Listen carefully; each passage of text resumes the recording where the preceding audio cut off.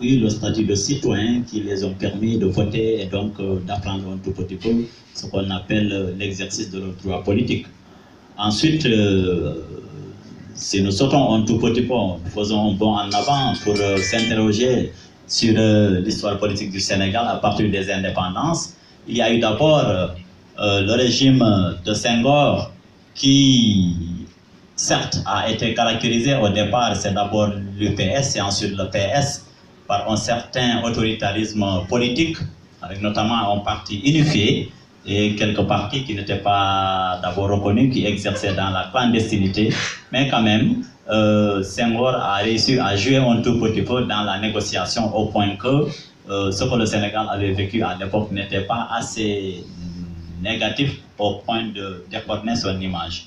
Et ensuite, il y a eu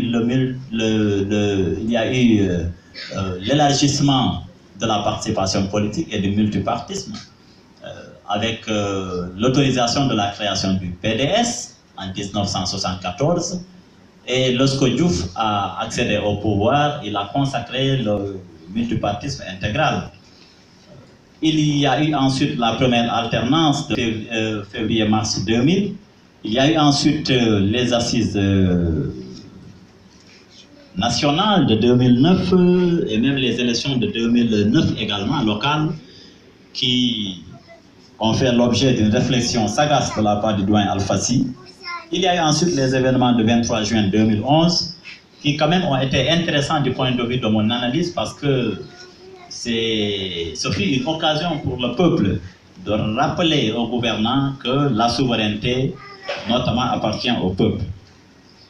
Il y a eu ensuite l'alternance de 2012, d'autres rituels de la démocratie, je pense à la loi sur le parrainage, qui a essayé un tout petit peu de rationaliser les partis politiques, même si derrière il y a beaucoup de choses à dire, on le sait. Et il y a également la presse qui a joué un rôle fondamental dans la constitution de cette image du Sénégal comme étant une grande démocratie. Je pense également aux syndicats. Très tôt, le Sénégal s'est caractérisé par un syndicalisme très, très dense, très rigoureux, qui a permis l'expression du pluralisme. Donc, tous ces faits-là et d'autres faits qui ont jalonné l'histoire politique du Sénégal ont participé à l'édification de, justement, cette situation-là, de cette image-là que l'on colle à la démocratie sénégalaise. C'est vrai.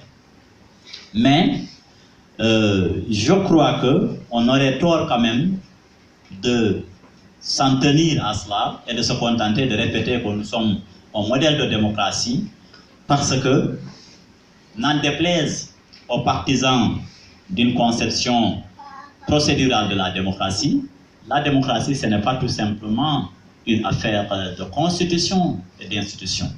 La démocratie, ce n'est pas tout simplement une affaire de vote. La démocratie, c'est aussi un style de vie. C'est une posture citoyenne. La démocratie, c'est des objectifs en termes de justice sociale et tout ce qui va dans ce sens. Et ma pensée va vers un de nos regrettés compatriotes, en l'occurrence Kéba Mbaye, qui, s'adressant à Diouf en 1981, lui avait dit que les Sénégalais sont fatigués, dans le contexte d'alors que nous connaissons. Mais il y a autre chose que Kéba Mbaye avait dite et qui n'a pas suffisamment attiré l'attention des gens, ça me semble, mais qui me semble important dans la marche d'un pays, dans l'évolution d'un pays sur le chemin de la modernité politique. Et cela a été une préoccupation constante jusqu'à Kéba Mbaye, avec la sagesse qu'on connaissait. Il avait dit également aux Sénégalais qu'il faudrait que chacun enterre ses ambitions personnelles au nom de l'intérêt supérieur de la nation. Quelques années après, à l'occasion d'une leçon inaugurale sur l'éthique, il avait également fait la remarque que l'éthique, la morale et la politique sont en train de se dissocier et il considérait que cela est une situation grave pour notre pays. Donc je suis dans cette perspective d'analyse. D'abord le titre de l'ouvrage, On peut déjà partir du titre de l'ouvrage. Qu'est-ce que je dis? Lutte, entre lutte politique et lutte avec frappe. Donc, c'est un espace de rencontre. Le doyen l'a dit. La politique, on le sait, c'est un espace de lutte. C'est un champ plus ou moins spécifique et autonomisé, mais comparé à d'autres secteurs d'activité sociale, la politique se caractérise par la porosité de ses frontières. La politique, c'est toujours des lignes de fuite qui s'ouvrent vers le macrocosme social. Et donc, c'est pourquoi dans l'analyse, dans la science politique, le concept de politisation est fondamentalement utilisé pour penser la politique dans son rapport avec les autres champs de la société, avec les autres espaces sociaux. Donc, j'ai essayé de procéder à une espèce de comparaison entre le champ, au sens où l'utilise Pierre Bourdieu, c'est-à-dire un espace plus ou moins autonome de la réalité sociale, avec des enjeux spécifiques, avec des ressources qu'un certain nombre d'acteurs cherchent à contrôler dans le cadre d'une lutte.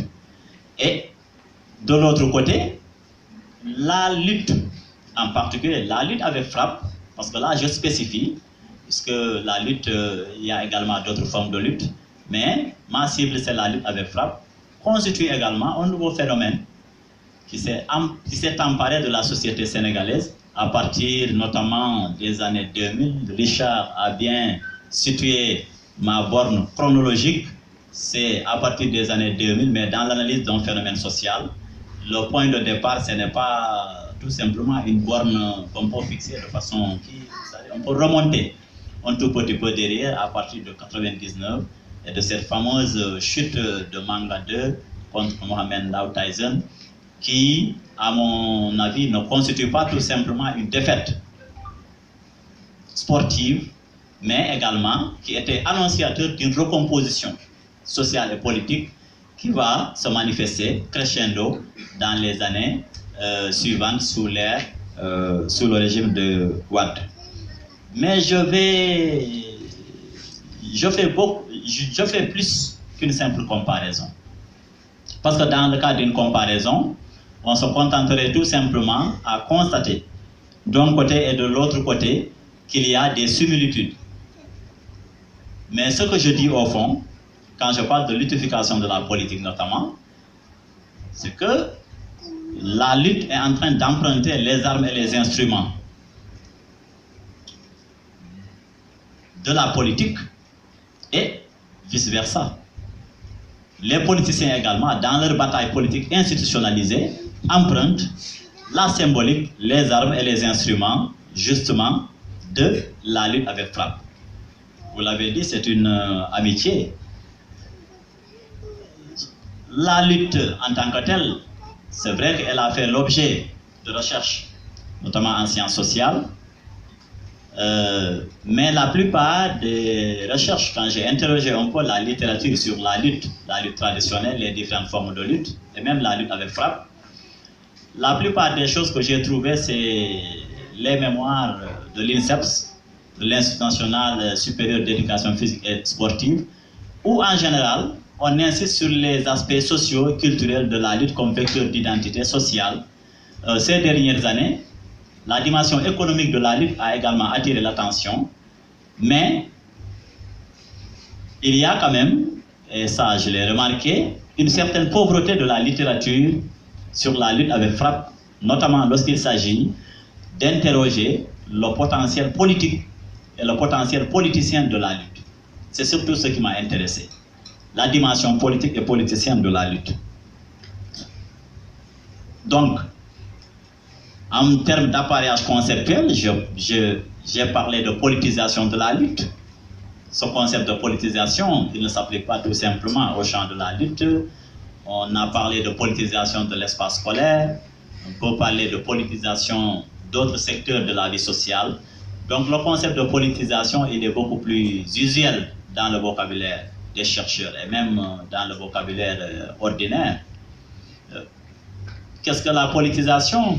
C'est notamment quand les professionnels de la politique, qui sont reconnus comme cela, procèdent par dépassement de limites et sortent du champ de la politique pour faire irruption dans des secteurs qui ne sont pas labellisés comme relevant de la politique dans les classements ordinaires de la réalité sociale.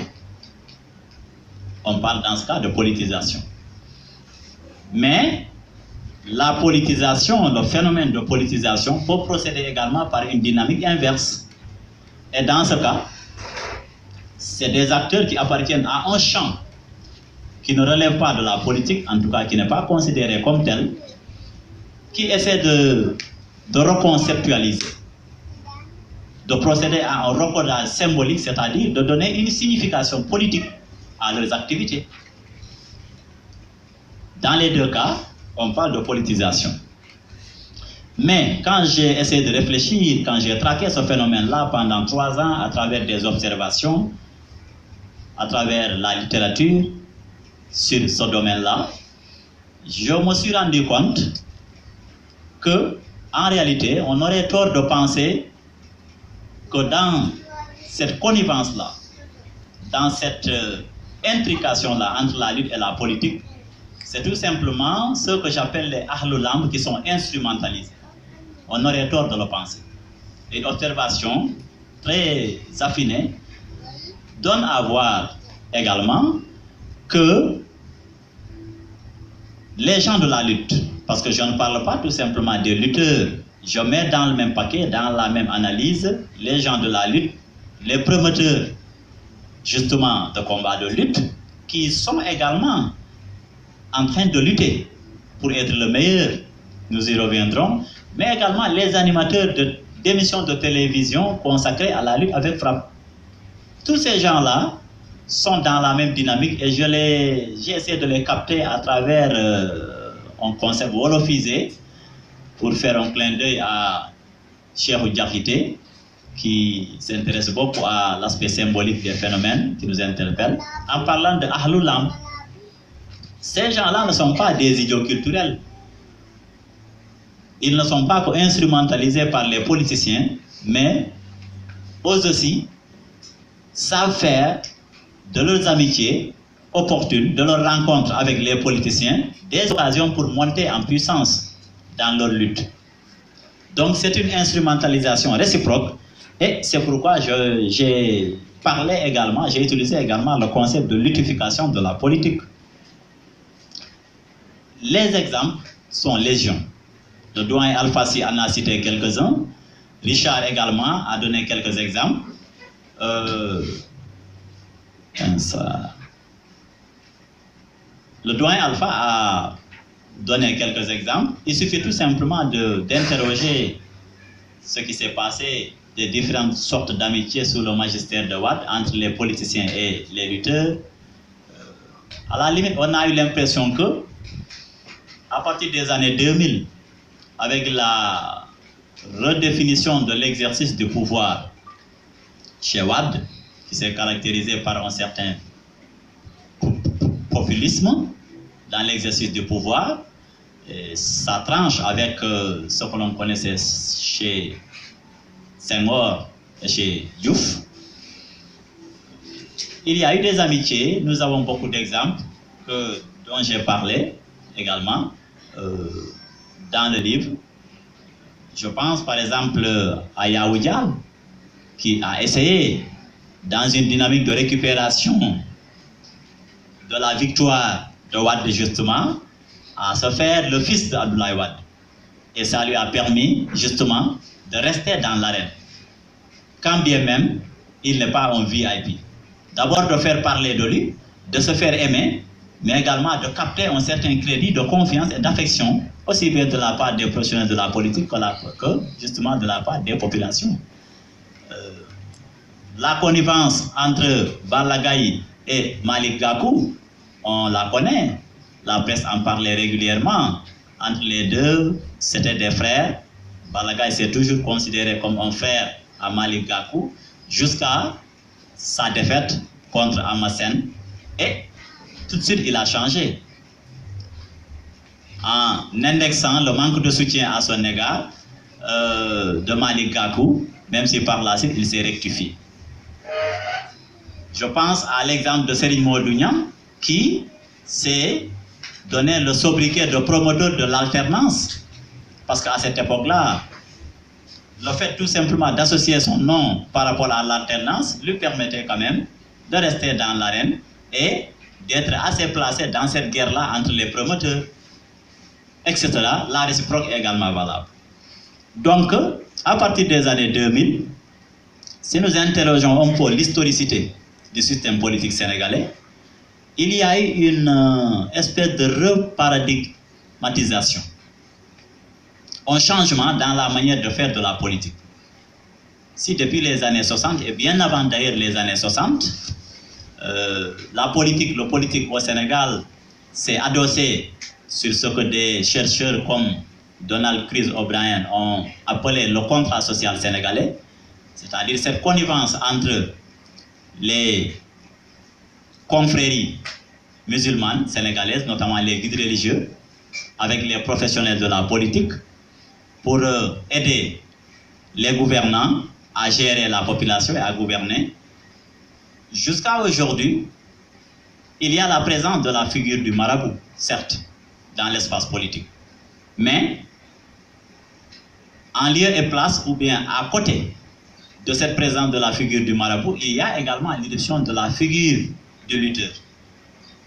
Et on a l'impression que, si de par le passé, chaque politicien d'envergure cherchait à avoir quelque part un soutien religieux, un soutien maraboutique à côté, dans ses luttes politiques, de plus en plus, les politiciens dans leur lutte politique cherchent également à avoir leur lutteur quelque part.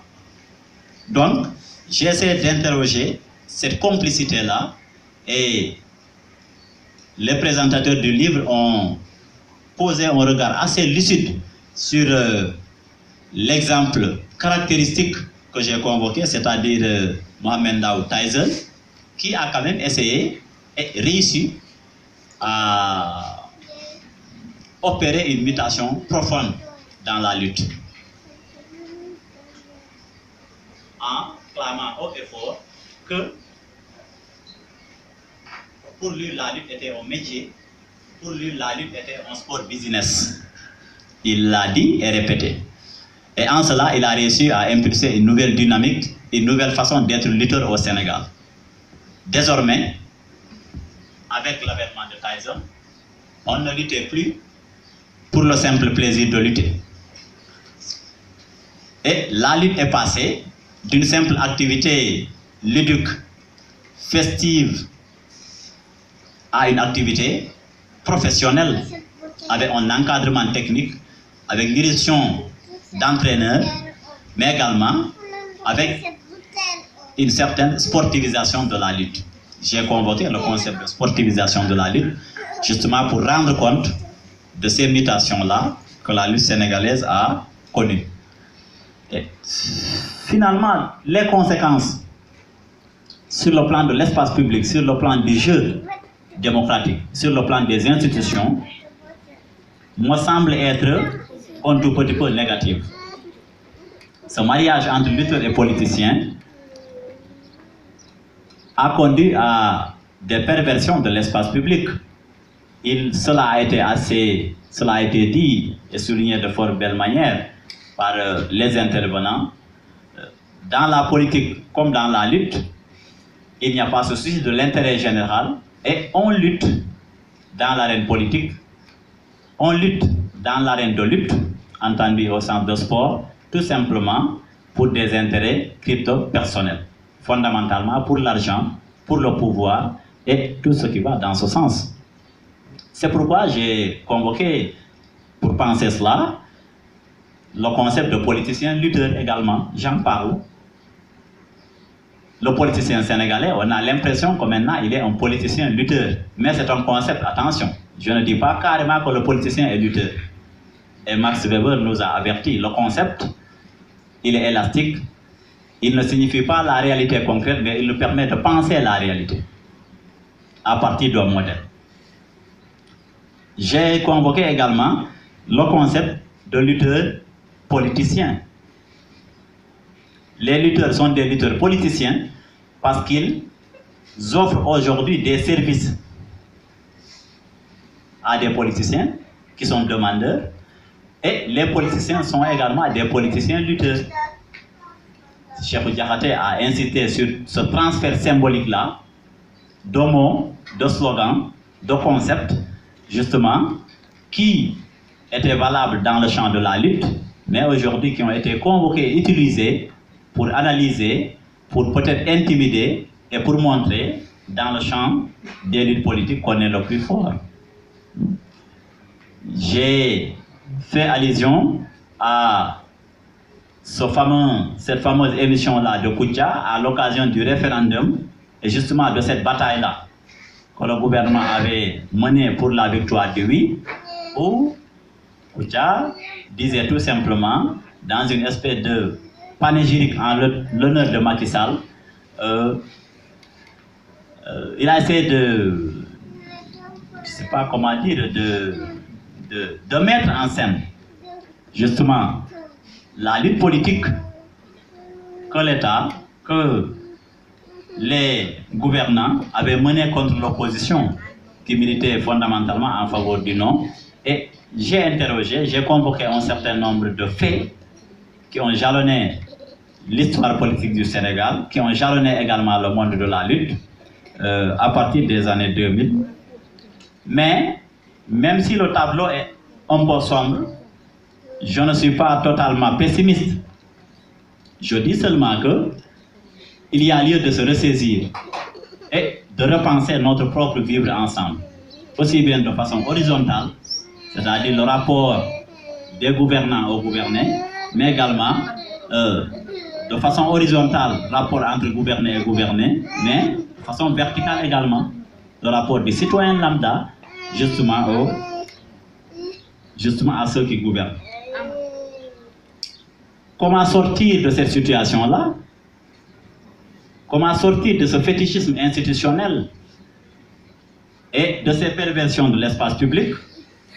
Je ne saurais le dire, mais il me semble quand même qu'il y a quelques conditions sine qua non qui doivent être remplies pour qu'on passe d'une démocratie purement institutionnelle et constitutionnelle à une démocratie véritablement porteuse d'une citoyenneté à même de répondre à nos besoins, à nos préoccupations de justice sociale. La première chose que j'ai dite et que j'ai soulignée dans le dernier chapitre, c'est d'abord de repenser notre propre rapport à la démocratie en essayant de s'attaquer à ce mythe-là et ne pas se contenter de rester dans l'autosatisfaction. Je crois que ça constitue une préoccupation fondamentale du doyen Alfassi, qui insiste beaucoup dans ses livres que la démocratie ne se réduit pas justement au vote. Ensuite, la deuxième condition, pour moi, c'est également la nécessité de faire advenir ce que j'appelle une subjectivité